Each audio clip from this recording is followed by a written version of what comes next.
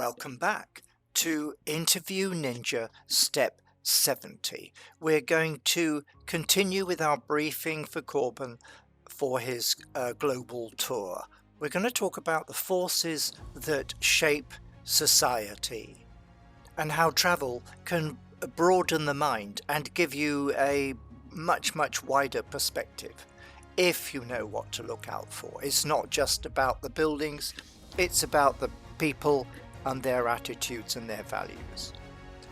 Learning social values from countries like Cambodia and Viet Nam, which in the last 30 or 40 years have gone through massive changes, and how history can give you a clue as to what may happen in the future, or perhaps it can be misleading because the world is always changing all the time. The dilemma we face in this country, and it goes backwards and forwards,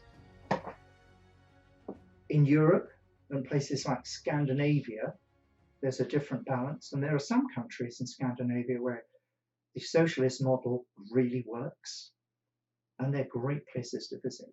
Denmark especially, they're great places to visit because everybody does believe they put in their best effort. Well, yeah, and it all gets shared out. It's not communist, is it? No, it's still not communist. No, but it's still very much a capitalist place. They're more centered around socialist.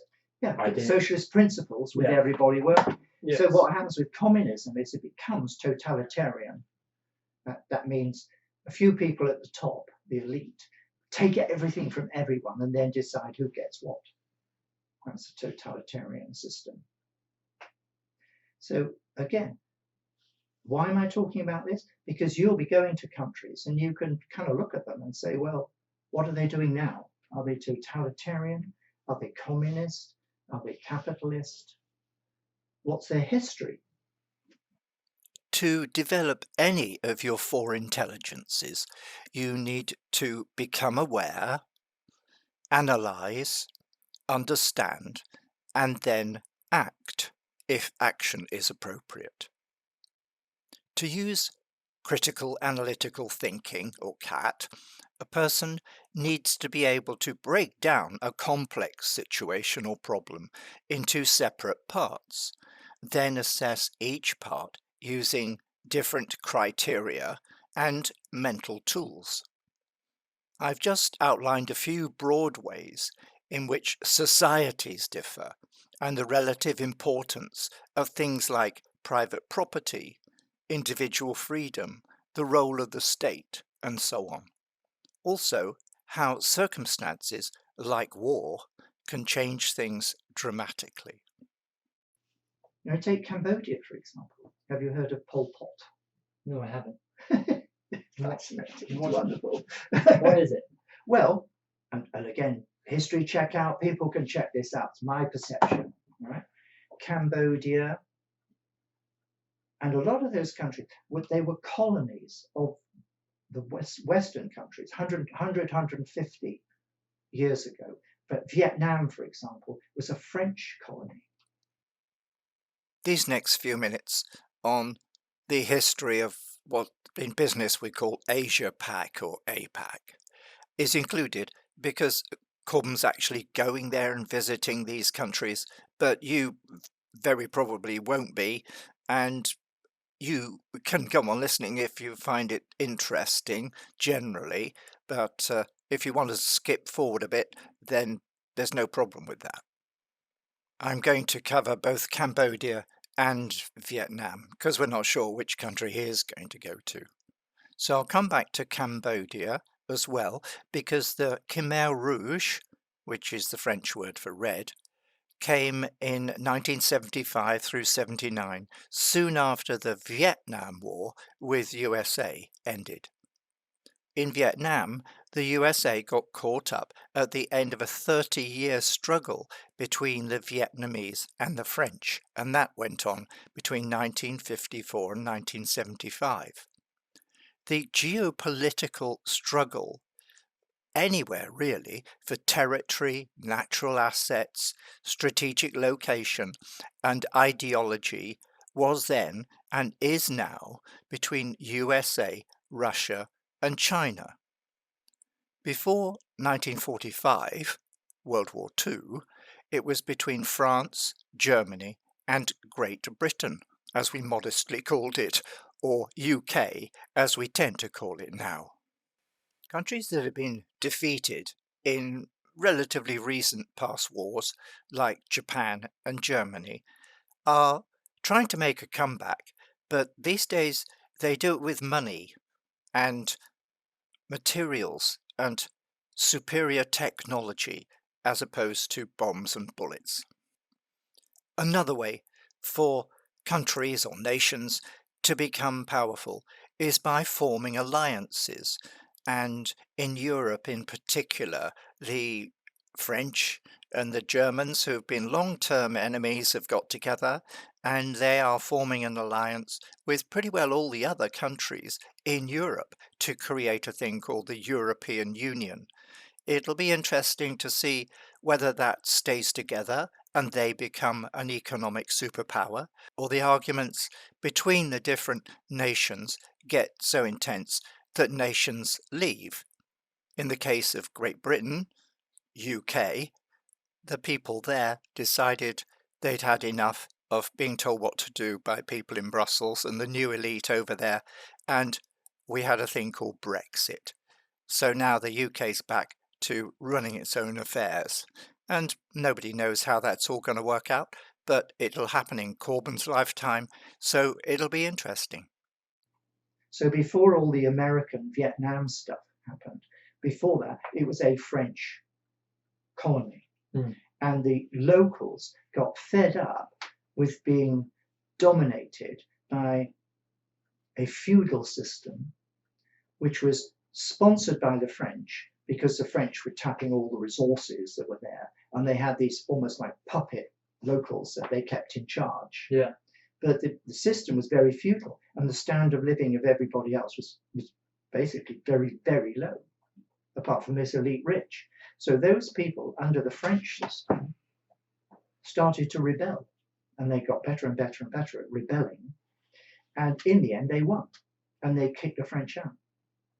And there was the last big battle where they forced the French out was called Dien Bien Phu, Battle of Dien Bien Phu, when they trapped most of the French soldiers and everything on top of a hill, and then fought them for a couple of months.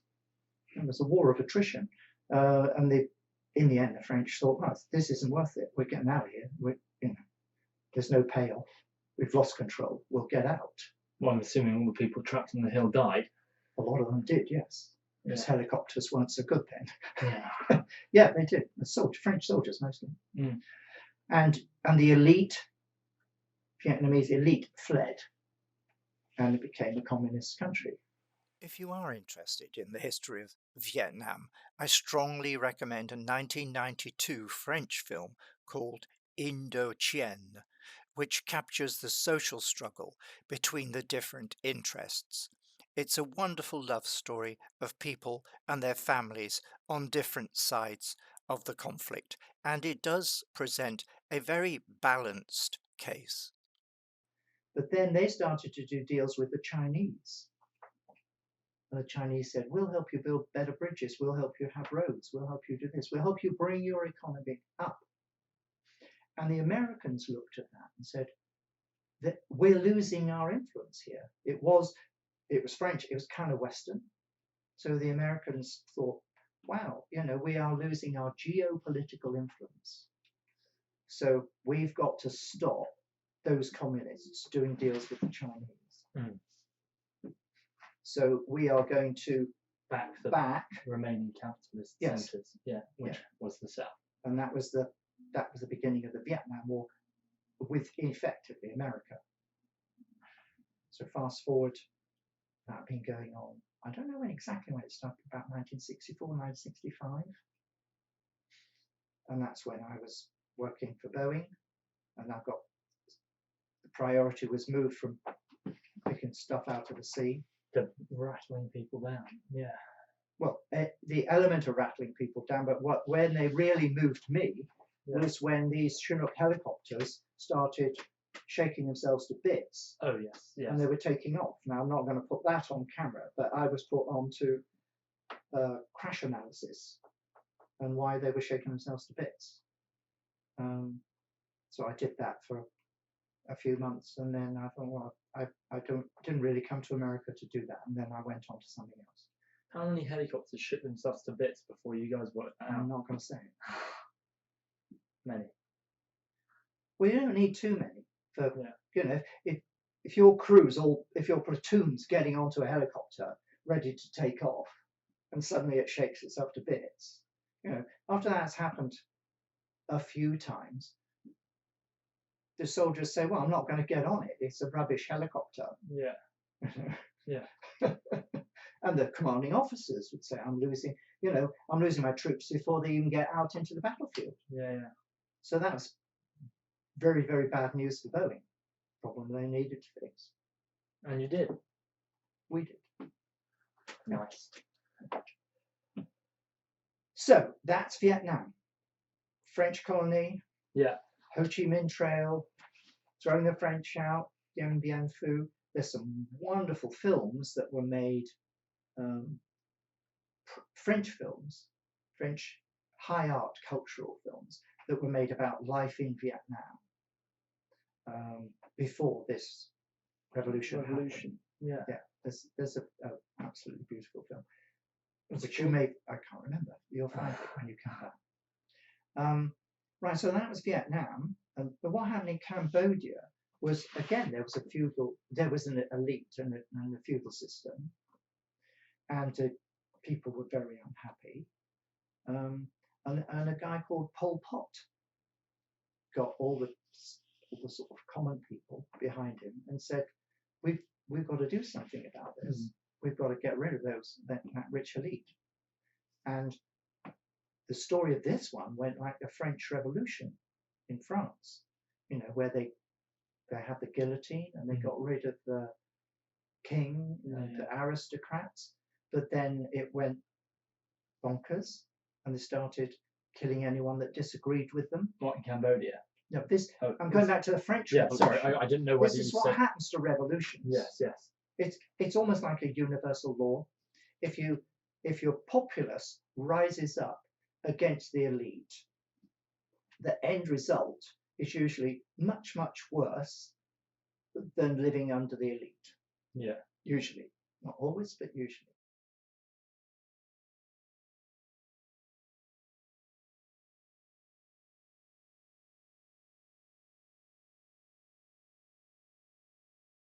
In Cambodia, the populace rose up. They had this guy called Pol Pot, and they threw out the rich.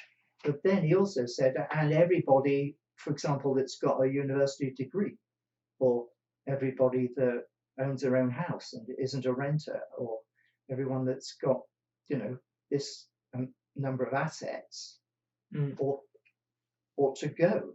And they said, well, we're not going to go. And so he said, well, then we'll kill you.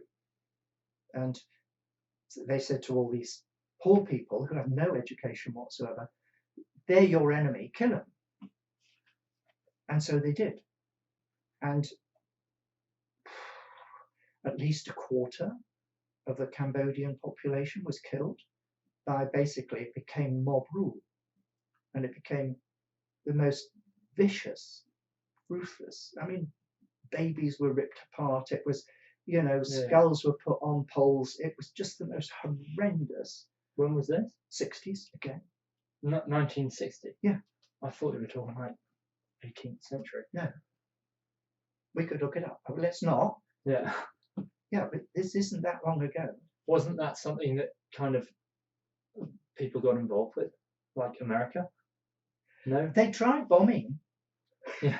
But I think they kind of fingers were a bit burned with Vietnam. Yeah. And also Laos. So Laos, at the time of the Vietnam War, claimed to be neutral. All right? But actually America bombed them as well. Just to be on the safe side. Yeah. So you're going to these countries where the dynamic of that uprising of the poor against feudal elites and then slaughter of the poor Yeah. by other poor, Yeah. and then there's the replacement of that with what? Yeah. Okay, With so- mega poor. Yeah. No, well, in the end, Well, where we're at now you is slaughter the rich and you slaughter the all the slightly elite, rich everybody's poor. Yeah. the middle class, basically. Yeah. The lower class slaughtered the middle class. But then you're just left. I thought you were saying who fills that population gap? Yeah, what The happens then? offspring How of the does, lower how class. does Yeah. Well, what actually happens at that point is the country is in such a poor state. It's an opportunity for the geopolitical powers Oh yes. to move in and take control. And so they decide who's in charge. And it's been split. The part of the world you're going to has been split by what's called spheres of influence between the Chinese, the Russian, and the Americans. So divided up between them. And they sponsor, each of them sponsors its own power elite in a given country. This sounds like a wonderful place for me to visit. It's a Game of Thrones. Yeah. Yeah. But this is our world now. Now in China, My career has involved going to many of these countries and chairing meetings to help them do what's called strategic planning for new infrastructures or rebuilding infrastructures. For example, after wars or tsunamis. And by infrastructure, I mean mostly the economic aspects of growing food, healthcare, banking, and especially telecommunications, originally just phone systems, and then more lately mobile systems, that's mobile phones, and the internet and so on. So I've been there, done it, enjoyed it, and I'm going to go on talking now in step 71, about China, which is a country I've been going to for 30 years and watching their amazing growth from everybody on bicycles to everybody pretty much choking with pollution in their millions of cars.